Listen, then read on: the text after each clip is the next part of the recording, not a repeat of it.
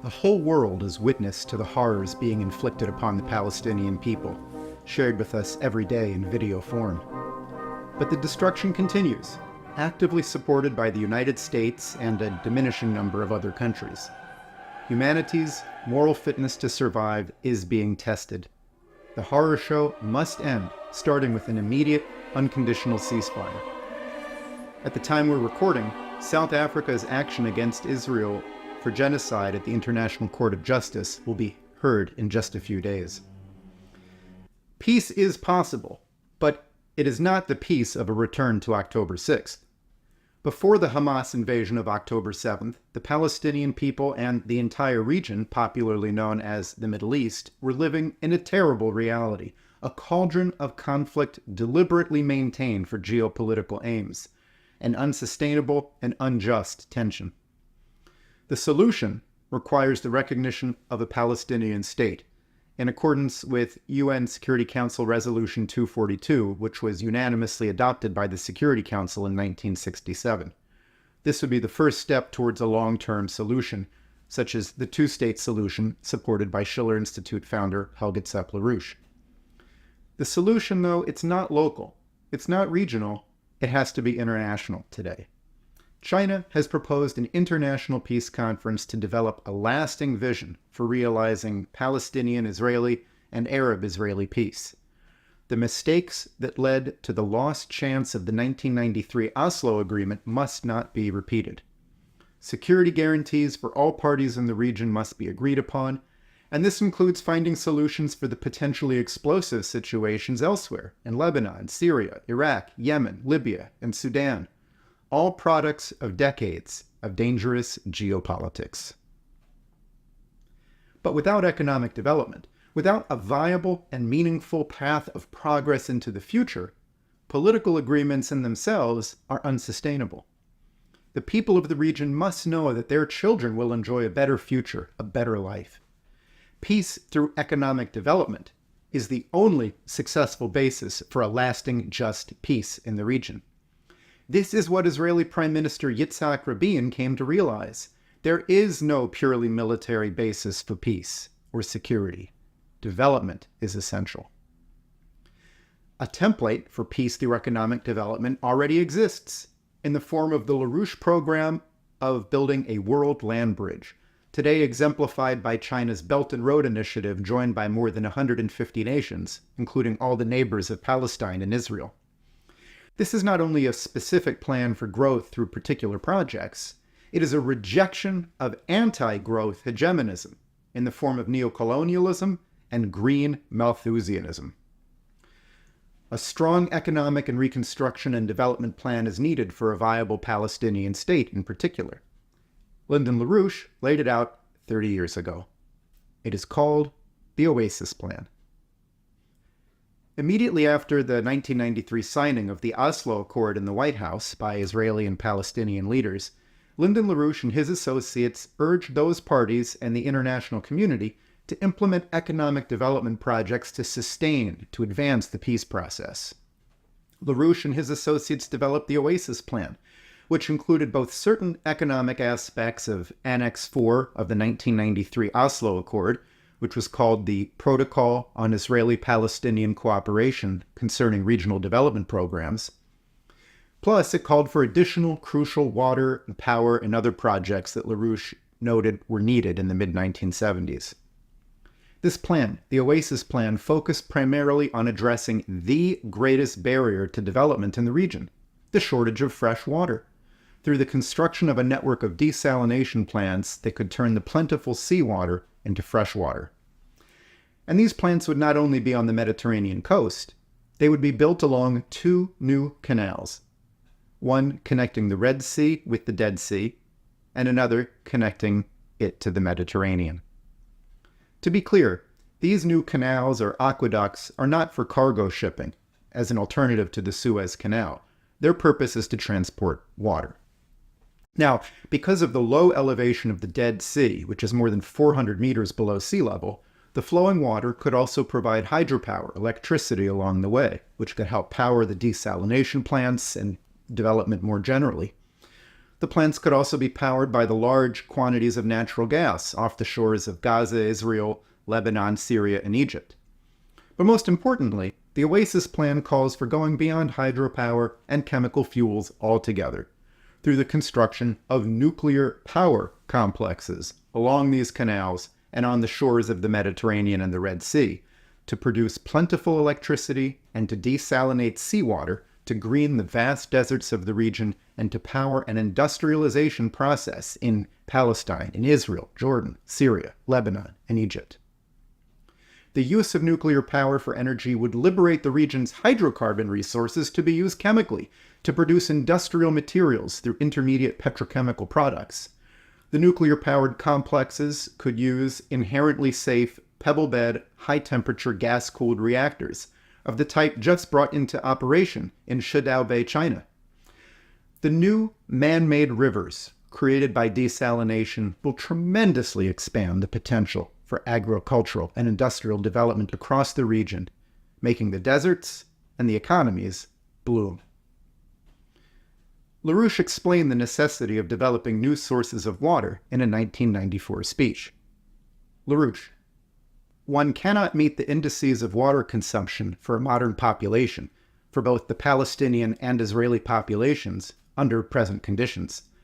There is a conflict over water because the Israelis have, frankly, been using their conquests to take water from everybody. It's one of the conflicts with Syria on the Golan Heights issue. It involves in Lebanon the Litani River and things of that sort. So the power and water development have to be accompanied by a network of transportation infrastructure, upgrading the physical connectivity between all the nations of the region, turning a region of conflict, a barrier to connectivity, into a hub of interaction, into a crossroads. A highway connecting the West Bank with the Gaza Strip, linking the Palestinian state, is an absolutely essential feature of this network. Regional highways and rail networks will allow the entire area to operate from a higher economic platform. LaRouche also proposed an expansion of the Suez Canal, with industrial zones to be built on both sides, a task that has been accomplished by Egypt in recent years. LaRouche argued since 1975 that this region, which is the crossroads of civilization and located geographically between the Indian Ocean and the Mediterranean, and between Europe, Asia, and Africa, that it has a unique position as an industrial and logistics hub.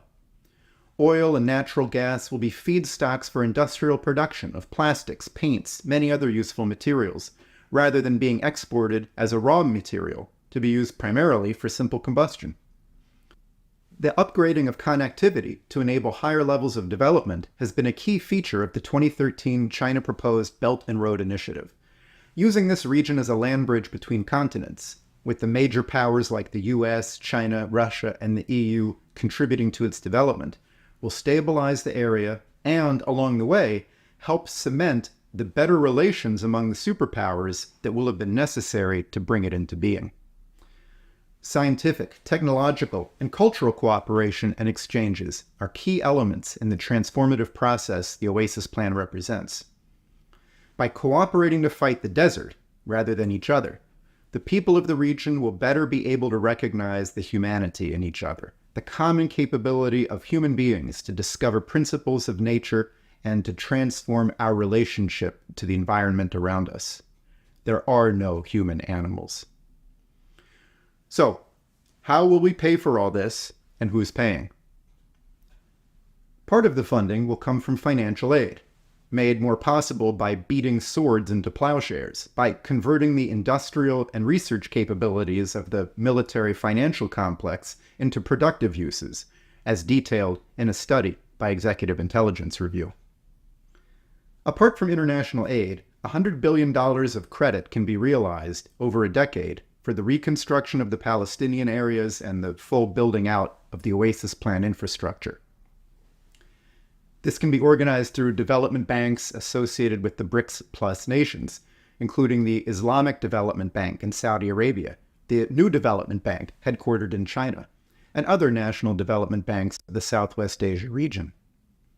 The sovereign wealth funds of the major regional BRICS Plus nations can help capitalize these development banks for this purpose. The countries of the Gulf Cooperation Council have sovereign wealth funds holding some $4 trillion worth of capital. This has traditionally been placed in financial, banking, or real estate assets in the collapsing transatlantic sector. And now these countries are looking for more productive investments instead in Eurasia and Africa. This investment can be concessionary development loans from these banks. For example, 20 years duration, interest rates of 2%, and an initial grace period of 5 years if necessary. The debt service payments on these development loans, at least if they're made in the immediate future, would have to be made by the State of Israel, as the state currently occupying and taxing the entire area of Israel and Palestine today. The United States, and perhaps other nations, as determined at an International Peace and Development Conference, would be the guarantors of these debt service payments. The organization of this reconstruction work and the building of the Oasis Plan infrastructure could be organized under the authority of the UN Peacekeeping Mission's Military Logistics Unit and the UN Relief and Works Agency for Refugees in Palestine, and any other authorities that are required.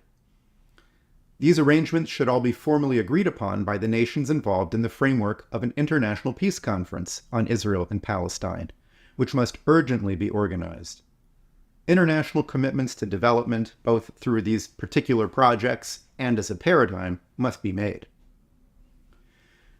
Achieving peace in Southwest Asia, not only between Israelis and Palestinians, but among all the countries of the entire region, will mark a new epoch in human history, as a region known for conflict transforms into one of connectivity, standing at the crossroads of 3 continents. The Oasis Plan is not some distant aspiration of what can be achieved in the future after peace. It is only through a paradigm of international relations supporting this approach that peace is even possible. An end to the killing, a ceasefire, is urgently needed now. But just as urgently is needed a vision for a durable peace that will, at long last, shape a peaceful and prosperous destiny for the region. Every minute the war continues brings more death, more bitterness, more difficulty in achieving shared prosperity. It must end now. Justice for those who have died, those who have been injured, those who have suffered, demands that the awful violence awaken the conscience and intellect of the international community, not simply to say never again, but to end forever the geopolitical paradigm that is the origin of most conflict in the world today. The Oasis Plan cannot today be implemented as a purely regional plan. A new security and development architecture is required globally. The voices of the Global South are becoming stronger and more confident. Moral authority, now and in the future, depends on how we act today. LaRouche wrote in 1978, "The only human thing is to give the lives and suffering of the dead meaning, not merely by establishing peace in the Middle East, but by establishing the basis for peace, which gives fulfillment to the lives of the present and future generations of the Palestinians and other Arabs, and thus purpose and fulfillment to the sacred lives of the dead." This applies to the Israelis as well. How about you? Will you act to give meaning to the lives of those who have perished? Will you be a voice for peace and development?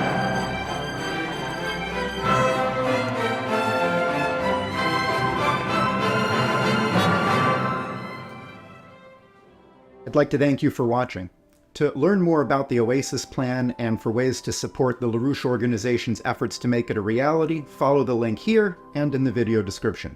And if you haven't already subscribed and turned on notifications, be sure to do that to stay up to date on the progress of this vision.